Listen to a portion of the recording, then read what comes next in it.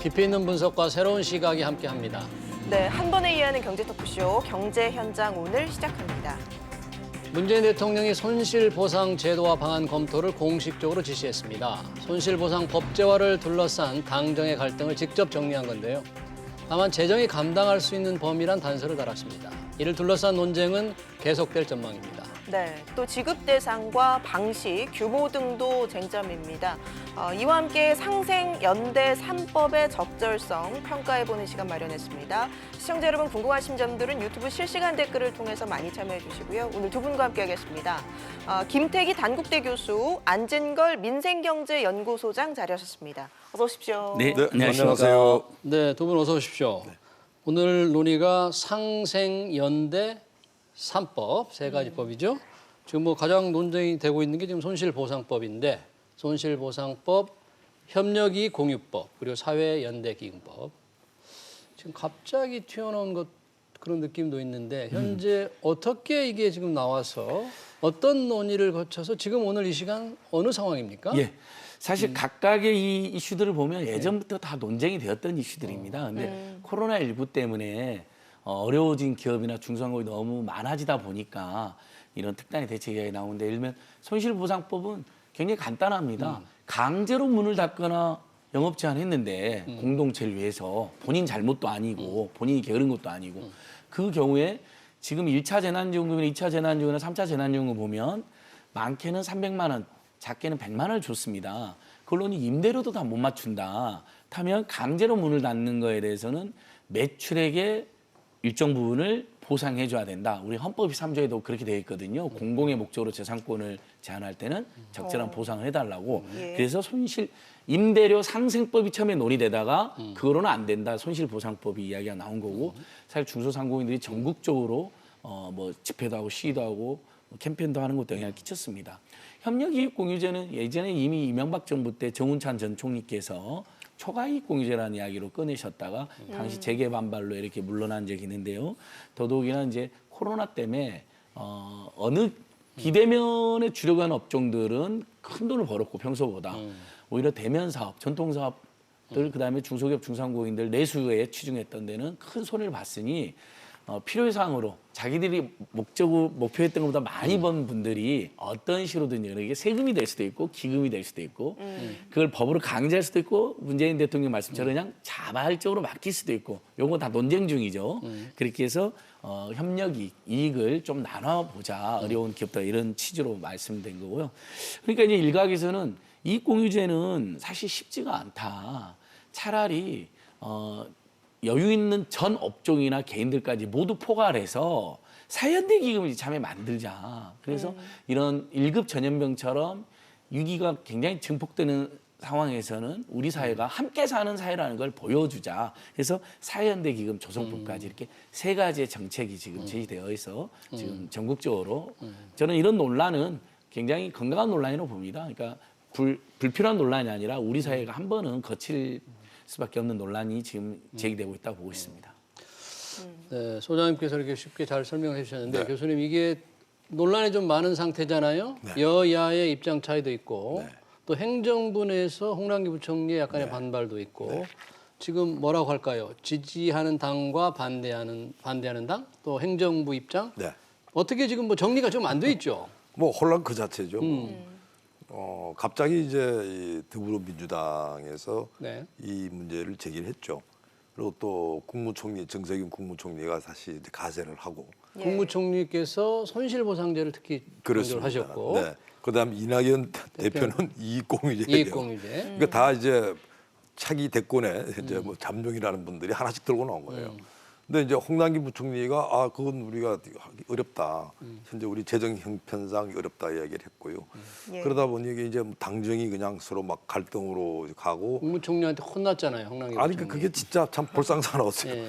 그 사실은 경제부총리는 이제 이 대통령의 참모고 사실은 그 막 야단을 치는 건요. 대통령 야단치는 거예요. 근데 막 야단치더니 결국 이제 홍 부총리한테 대통령께서 그 검토하세요. 이렇게 된 겁니다. 그러니까 어떻게 보면 굉장히 혼란 그 자체인데요. 제가 볼 때는 뭐 그 문제는 저 정치적인 문제라 본다 하더라도 제도 자체를 봤을 때 저는 이런 겁니다. 교수님, 제도는 조금 이따 말씀하세요. 얘기하고 야당의 입장은 어떻습니까? 아, 국민의. 야당이요? 예. 야당은 사실은 뭐 이 좀 안철수 대표가 어제 굉장히 독한 소리를 많이 하던데요. 예. 그러니까 이 법 자체는 그냥 이 선거의 금권으로 선거 치르는 법이다. 그러니까 사실은 이제 그 쪽에서 이야기하는 거는요. 혹시 작년도 기억나십니까? 작년 4월에 그 총선이 있었을 때요. 네. 재난지원금이 그냥 막 해가 나갔어요. 그래가지고 이제 아주 덕을 봤죠. 그러니까 사실은 이제 이 현재 여당은 재난지원금 효과를 본 거고, 그다음 야당 입장에서는 그런 데 대해서는 그냥 막 겁나는 거예요. 특히 지금 이 제도를 언제부터 시행하냐 그러면 결국 2월 달에 입법해서 4월 달에 지금 시행하자는 거거든요. 재보궐선거 바로 4월이 전에 재보궐선거 아닙니까? 하겠다. 그러니 이제 야당은 이제 펄펄 뛰는 거고요. 더군다나 이 법이든지 이런 거를 사실은 이제 이 여당 쪽에서 정확히 설명한 적이 없어요. 뭘 이익공유로 그러고 보상은 어떻게 하고 이런 이야기가 없다 보니까 야당은 더 지금 반발하는 이런 상황이라고 봐야죠. 안철수 대표가 폐륜 3법이라고 하면서 강도 높게 비판을 했는데 네. 이게 이제 미래 세대에 부담을 줄 수 있다 이런 뜻에서 나온 말이겠죠. 그 이유가 있어요. 조금 하나 설명을 드리면요. 예. 이런 겁니다. 지금 이제 피해보상법은 사실은 자영업 하시는 분들 대상이거든요. 네. 근데 우리나라 자영업 하시는 분들이요. 우리나라 전체 이 노동 인구 중에서 4분질입니다.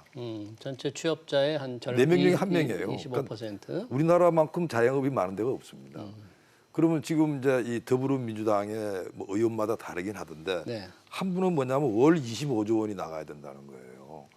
그러면 연 300조가 나가야 되는데 뭐 어떤 근거로 월 25조를 했을까요? 뭐 손실의 뭐 60, 70% 정도 그렇습니다. 지원한다. 예, 뭐 그러니까 아직 근거가 조금 불명확하지만. 네. 사실은 불가능한 이야기죠. 네. 예산의 60% 정도 되는 거니까요. 그러니까 사실은 이제 이 부분은 굉장히 혼란스러운 거예요. 얼마를 보상하고 누구한테 보상하냐 이런 문제인데. 네. 근데 당장에 좀 제가 볼 때는 이 법을 만들고 시행 들어갔을 때는 첫 마디가 이럴 것 같아요. 자영업은. 자영업 하는 분들은 우리 속았다.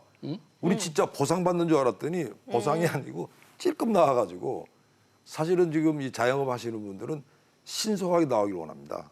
신속하게. 신속하게. 예. 굉장히 급해요. 근데 문제는 이 법을 만들고 법에 따라 가지고 이제 집행하는 거 아니겠습니까?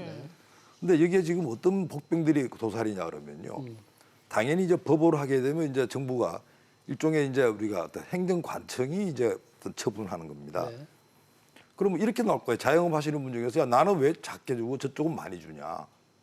특히 자영업이 워낙 자각각이거든요. 네. 그럼 그게 형평성 문제가 제기가 되게 되면 그거를 가지고 행정소송 걸 수가 있습니다. 그다음 이 문제 자체가 예를 적게 들어 줬다. 상대방이 다른 자영업자에 비해서 적게 그렇습니다. 줬다. 형평성이 우리 있죠. 재난지원금 논란 때와 비슷하네요. 비슷하죠. 예. 그리고 또 하나 문제는 뭐냐 그러면 자영업 하시는 분들 다 이렇게 도와주는데 그럼 나는 사실은 저임금 근로자고 실업자인데 나 왜 안 도와주냐고 근로자. 근로자들이죠. 그러니까 이분들도 사실은 굉장히 절박한 분들이거든요. 그래서 사실 이 문제가 지금 정리가 안 된 상태이기 때문에 어떻게 보면 이 보상법 부분이 지금 자영업 하시는 분들은 빨리 지원을 좀 받았으면 좋겠는데 이게 제가 볼 때는 처음부터 굉장히 좀 혼란스러울 것 같다는 생각이 들고요. 소장님. 근데 이제 이 부분은 약간 이제 교통 정리가 필요한데요. 예. 안철수 대표님은 이제 상당한 오해를 하나 하셨어요. 이게 매년 계속 100조가 들어간다는 건데 이 법은 엄연하게 코로나19 같은 1급 전염병 사태에서 영업 금지가 발동되었을 때만 적용하는 겁니다. 평상시에 주는 거 아니고 일면 올해 지금 유흥주점 봄이나 같은데? 여름쯤 되면 우리 방역 지금 점점 내려가고 있잖아요. 예. 그다음에 백신이라든지 치료제 더 보편화되면 그때부터는 이걸 지급할 이유가 하나도 없고 단지 김종인 위원장님은 확실히 굉장히 이제 저는 대단하다고 보는데 100조 정도는 든다라고 말씀하셨어요. 그 이유는 뭐냐면 작년 올해 영업 금지나 영업 제한을 발동한 게 보면 한 4달쯤 됩니다. 예, 근데 그것을 소급해서까지 만약에 보전해 주려면 100조 정도가 드니 그분은 오히려 대통령이 자꾸 법으로 만들고 이러면 시간이 오래 걸리니까 그 100조는 그냥 대통령이 아싸하게 비상경제명령을 예전에 금융심의위원회 김영삼 대통령이 명령했던 것처럼 그걸 다시 한번 발동해서 긴급 재정 명령을 100조의 발동해서. 그 정말 손실이 발생한 사실이니 왜냐하면 그냥 예를 들면 매출이 감소한 금액을 말하는 게 아니고 영업 금지 영업 제한. 이건 강제로 못하게 한 거잖아요. 우리 공동체 방역을 위해서. 그분들이 한해서만 주자는 일단 논의다. 그러니까 평상시에 준다거나 그냥 자영업인데 잘 되고 있는 자영업한테까지 주자는 건 절대 아니다라는 겁니다. 그리고 이제 저는 교수님 말씀하신 것 중에 이제 이 부분은 굉장히 일리가 있는 거죠. 네. 아니 영업금지나 영업제한은 우리가 이해가 되는데 거기에 준해서 우리 회사도 만약에 코로나 때 망해서 실업자가 됐는데 원하지 않는 이분들에 대한 피해는 왜 보전 안 해주지 않는 지적은 있을 수가 있습니다. 그래서 저는 이건 바로 되는 문제는 아닌 것 같고요. 일단 지금 자영업자들에게는 3차 재난지원금 가고 있잖아요. 최대 300에서 적게는 100만 원까지. 그다음에 이번 주에는 또 돌봄 노동자분들한테도 50만 원씩 추가로 나가고 있거든요. 그러니까 요것대로 지급이 되고 이 제도화 부분은 영업 금지 때는 매출액의 몇 프로까지 손실 보상이 해줄 것이냐. 민병도 구원 법안에 보면 최대 70%까지. 그래서 월 25조라는 게 맞습니다. 나왔군요. 영업 제한을 하면 최대 60%까지. 매출액이 감소되면 최대 50%까지라고 되어 있습니다. 그거의 추정치가 24조 정도 나와가지고 내달면 100조다 이제 이런 이야기 나온 건데요. 예. 이것도 우리가 법과 제도를 설계하는 데 따라서 예를 들면 지금 대통령도 그래서 전제를 달았잖아요. 재정이 허락하는 범위 내에서 도입을 해보자. 그러면 그 매출 그 보상 비율이 줄어들 겁니다. 지금 재정 상황에서는요. 줄어들 것이고 그다음에 코로나 때문에 여행업체 1000개 정도가 문을 닫았잖아요. 예. 그럼 거기에 취직했던 분들 일자리 잃었는데 실업급여도 이미 이제 다 받아 끝날 수 있거든요. 말씀 중에 죄송합니다. 여행업체는 문을 닫게 금지하지는 않았어요. 그렇죠. 경제가 코로나 어려우니까 불가피하게 문을 맞습니다. 닫아버렸는데 예. 과연 이 그러니까 이제 제가 제도가 말씀드린 그래서 그런 준하는 상황, 일종의 고용 참사, 코로나19만 아니었으면 잘 열심히 땀 흘려서 일해서 먹고 살 수 있는 분들이 코로나19 때문에 망한 경우는 저는 영업금지나 영업제한에 준하는 정도로 업종을 지정을 해서 거기에 준하는 보상을 병행함으로써 형평성 논란을 해결할 수 있다. 지금 말씀하신 예. 바로 이제 교수님도 그 얘기를 했는데 보상 대상을 어느 업종으로 할 거냐, 또 보상을 얼마큼 할 거냐 하는 것은 굉장히 어려운 문제 같은데 맞습니다. 그거를 어떻게 법으로 정해서 이걸 좀 갈라칠 수 있을까? 네, 말씀드리죠. 그러니까 사실은 이걸 법으로 이제 하게 되면요. 아까 말씀드린 대로 사실 이제 이 권리와 의무 관계가 만들어집니다. 예. 근데 만일 이제 우리가 정책적으로 지난번처럼 재난지원금 주듯이 했을 때는 그건 어떻게 보면 정부의 고유 권한으로 하는 거예요. 근데 이걸 굉장히 일을 복잡하게 만들어 버린 겁니다. 그냥 이 피해 보상하면 되는 거예요. 근데 그걸 가지고 뭐 법을 만들고 막시 이거를 상생 연대 3법 뭐 이런 식으로 이렇게 예. 포장하다. 여기서 이제 문제가 꼬였는데요. 지금 지적하신 대로 사실은 이 자영업 하시는 분들이요. 지역에 따라 다르고 또 업종에 따라 다르고 또 같은 지역의 같은 업종이라 하더라도 어떤 자영업은 잘 됩니다. 그분들 어떻게 하신 줄 아세요? 배달을 통해 가지고 막 엄청나게 물건이 잘 팔린다는 거예요. 근데 이제 우리 소장님 말씀하신 거는 이제 제각각입니다. 문을 닫거나 네. 또는 영업을 못하는 경우로 제한을 하니까 아니죠. 그게 아니고요. 예. 지금 이거는 지금 현재형이 아니고 피해를 당한 데 이야기하는 거거든요.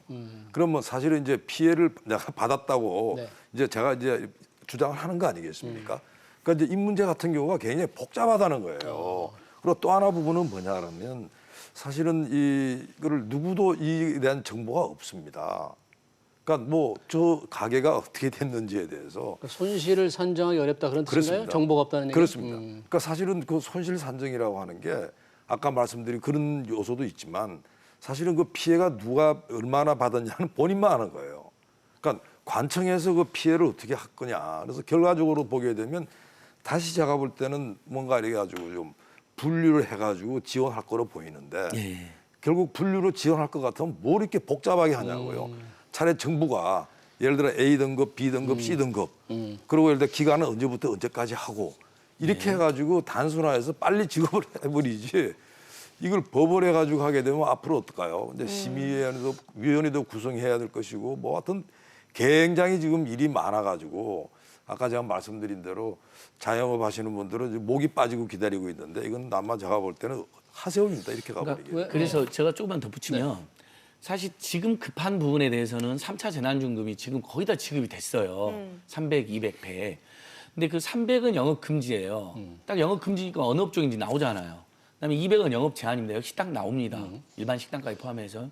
근데 100만 원이 애매합니다. 이 100만 원이 영업 제한도 영업 금지도 아닌데 받는 건 뭐냐? 매출이 2019년 대비해서 2020년도에 1원 이상이라도 마이너스를 본답니다. 이 부분을 어떻게 해결했냐면 이건도 굉장히 빨리 해결돼서 깜짝 놀랐는데 신용카드 데이터라든지 국세청 데이터가 한국사가 지금 굉장히 많이 축적되어 있어가지고 그 입증이 된 겁니다. 물론 이제 거기에 빠진 데가 지금 사각지대라고 해서 이제 문제는 됐습니다. 그다음에 연매출 4억 기준이 있어갖고 편의점이라든지 일부 슈퍼가 제외되니까 이제 문제는 됐습니다. 이제 요건 이런 것도 넘어가고 그다음에 신속하게 또 줘야 되는 것에 대해서 이제 설날 이후에 만약에 경기 부양의 목적이 필요하면 방역이 성공한다는 전제하에 전 국민 두 번째 재난지원금으로 이제 신속한 그 자영업자 포함하여 모두에게만 4인 가족 기준 100만 원씩 가면 그건 경기 활성화 효과는 분명히 있을 거거든요. 이제 이 부분이 하나 논의가 있는 건데 다만 손실 보상이 왜 이야기가 됐냐면 앞으로도 이번에도 그랬고 앞으로도 또 혹시 1급 재임 사태가 반복될 수 있을 텐데 우리가 이번에 확인해 보니까요. 상가임대차법도 그렇고 감염병 예방법도 그렇고 강제로 문을 닫게 하는 규정은 있는데 그런 경우에 보상에 대한 근거 규정이 정확치가 않습니다. 임대료를 깎아줘야 된다는 규정은 있어요. 근데 그건 민간업에서 하는 거잖아요. 자율적으로. 근데 정부가 명령을 내려놓고 분명 헌법은 재산권을 공공이익으로 침해하면 보상해준다고 규정이 되어 있는데 하위 법령에 이게 규정이 되어 있지 않아서 얼마 전에 참여연대나 저희 민생경제연구소가 PC방 사장님, 호프집 사장님하고 헌법 소원을 냈습니다.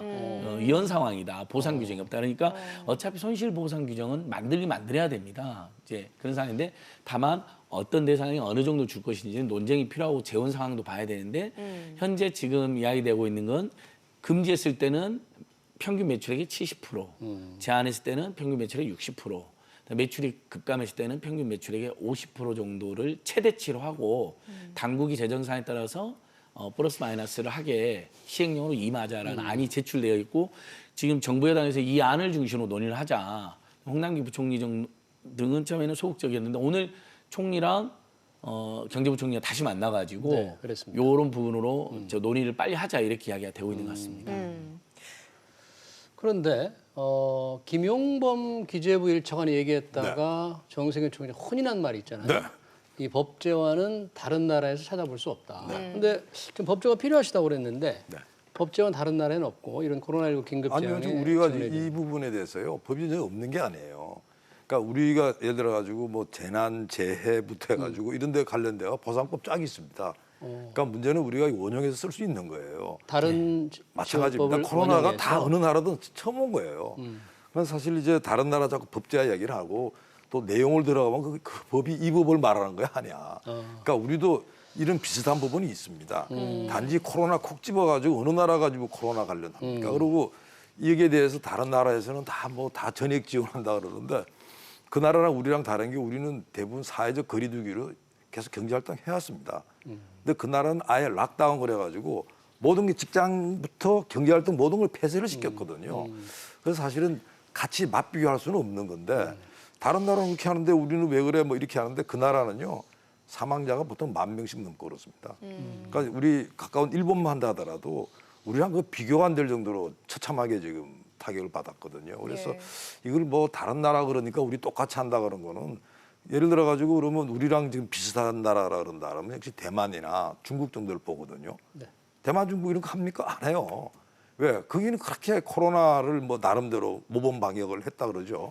우리도 사실 모범 방역이라 한다면 제가 볼 때는 비교를 예를 들어 가지고 미국은 지금 뭐 사실 전 세계에서 가장 많은 사망자가 발생한 나라 아닙니까? 어떻게 맞비교할 수가 없죠. 그래서 약간은 제가 볼 때는 지금 뭔가 우리가 굉장히 좀 혼란 속에서 뭐가 진행이 되고 있고 또 우리 기존에 예를 들어 가지고 뭐 기억나시지 않습니까? 수재부터 해가지고 뭐가 났을 때마다 항상 우리가 재난에 대한 지원을 해왔거든요. 그다음에 특별 무슨 우리 지역으로 지정이 되면 거기에 대해서 돈을 다 정부에서 주고 그랬습니다. 그래서 사실 지금 이거를 마음을 먹으면 못하는 건 아닌데 이게 갑자기 그걸 은밀하게 검토를 안 하고 저거 하니까 우리 해야지 이래 된 거거든요. 우리나라도 전혀 뭐 그런 시스템이 없는 나라라고 하면 안 되죠. 그러니까 코로나라고 하는 건 어느 나라든 간에 아주 처음 당하는 이런 상황이라는 말씀을 드립니다. 문재인 대통령의 손실보상제 검토를 하라고 힘을 실어주면서 한 가지 단서를 단 게 재정이 감당할 수 있는 수준에서 하라고 했어요. 맞습니다. 근데 지금 그러니까 여력이 있습니까? 예.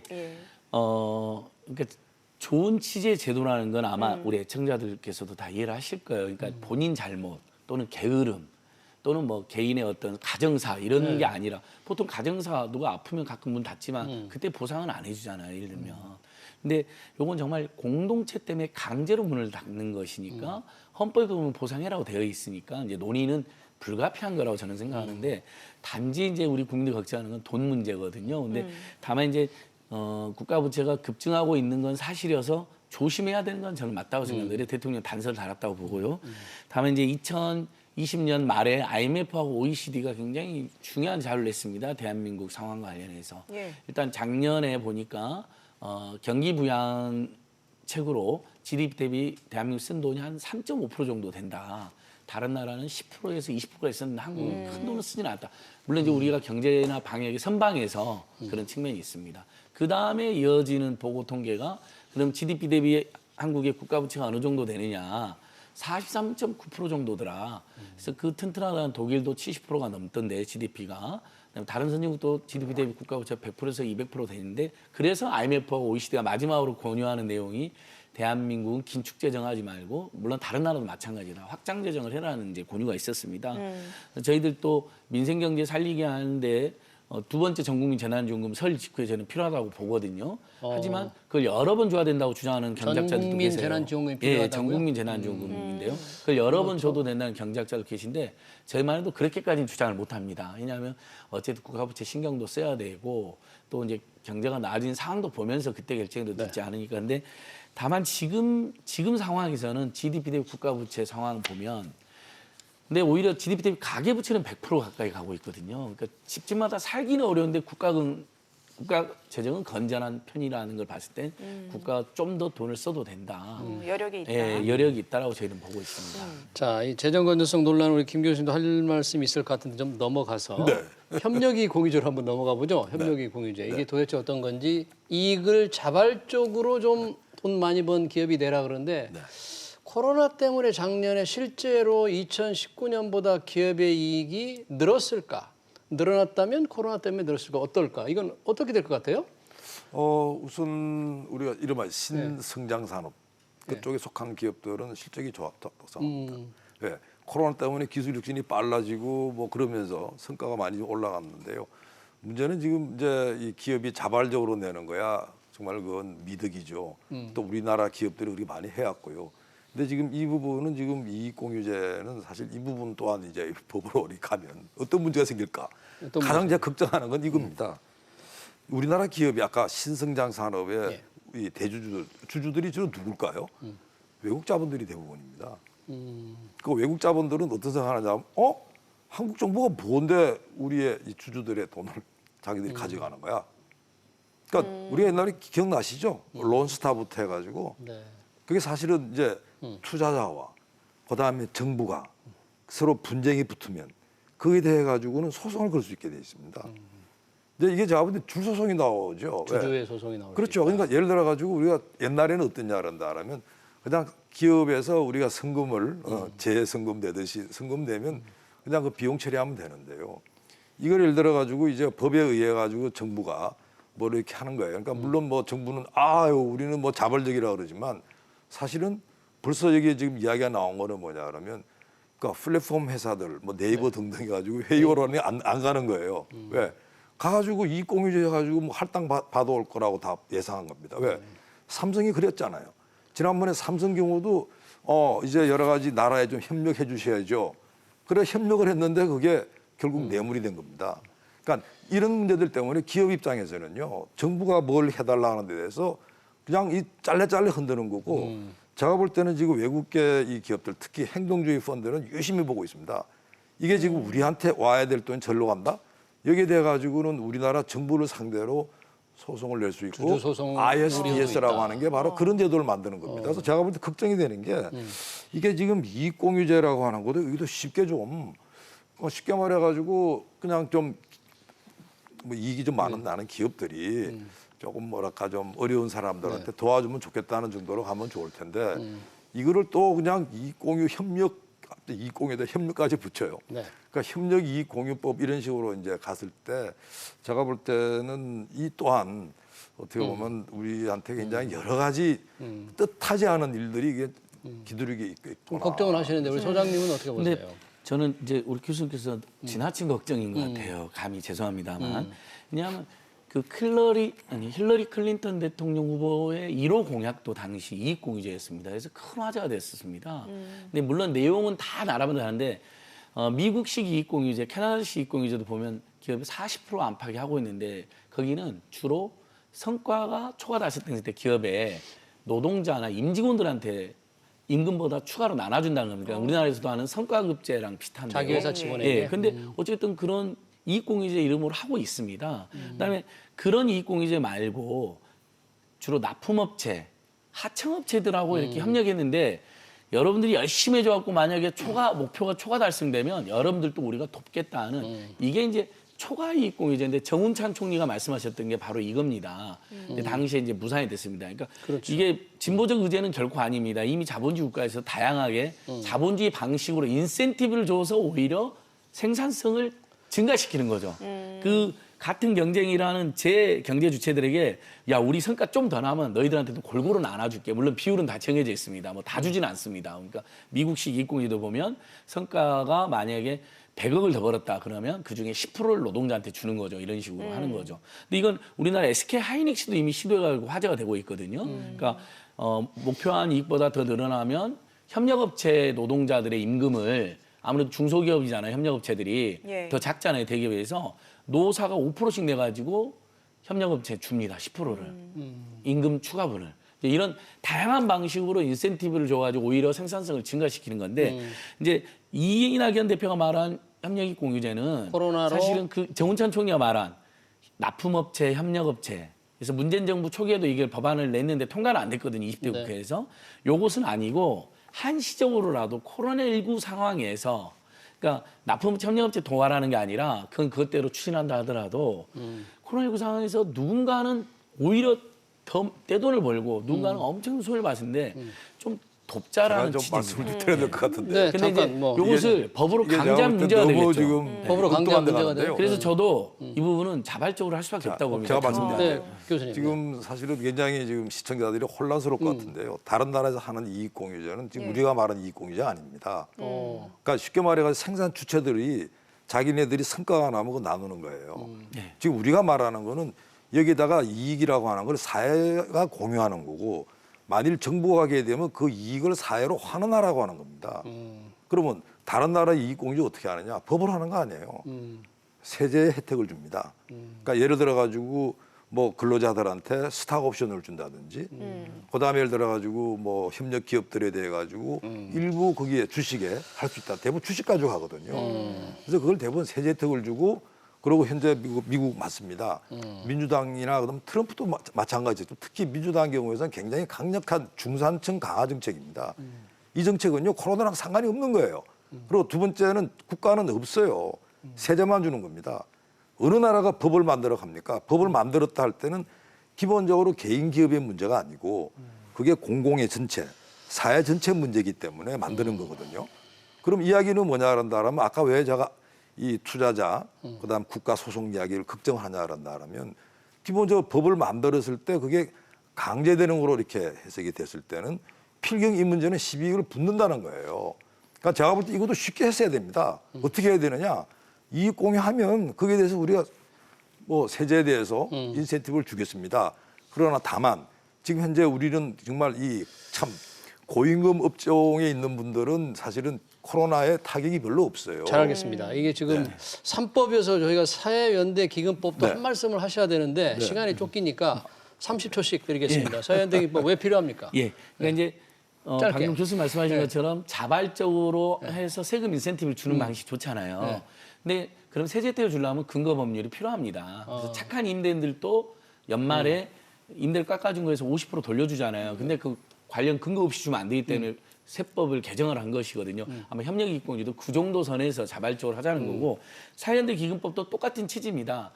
기업 외에도 지금 코로나 국면에서 큰 돈을 번 개인이나 기업들 또는 다른 업종들이 그걸 사회에 이렇게 내놓으면 그걸 기구로 만들어서 어려움에 처한 여러 우리 계층들을 돕자는 거니까 그 취지는 매우 좋다고 생각합니다. 다만 제가 우리 국민적 토의는 거쳐야 된다고 저도 보고 있습니다. 여기는 무슨 이래 되죠. 뭐 기부로 이렇게 돈 좀 내세요. 네. 근데 당연히 기업은 이익공유제 거기 해당이 되고요. 근데 개별 개인들인데 그래서 개인들이 얼마나 이거를 좀 낼는지. 그러니까 결국은 지금 이 법을 발의하는 국회의원 왈 뭐라고 말하냐면 뭐 결국 이게 우리가 연기금 이런 거 끌어다 쓰고요. 그 국채 좀 해가지고 해야죠. 그러니까 사실은 지금 이 사회연대기금법은 다르게 말한다면 다른 어떻게 보면 이 준재정을 가지고 하나 만들겠다는 겁니다. 결국은 아까 우리 미래세대 얘기하지 않았습니까? 미래세대에다가 국채라고 하는 빚을 남기겠다는 법밖에 안 되는 겁니다. 그러니까 사실은 이제 자발적으로 기부하라고 하는 부분들이요. 이것 또한 간단합니다. 세제 혜택만 해주면요. 자기들 세제 어떤 뭐 절세에 의해서 돈 냅니다. 알겠습니다. 여기까지만 듣도록 하겠습니다. 지금까지 안진걸 민생경제연구소장 김태기 단국대 교수와 함께했습니다. 고맙습니다. 감사합니다.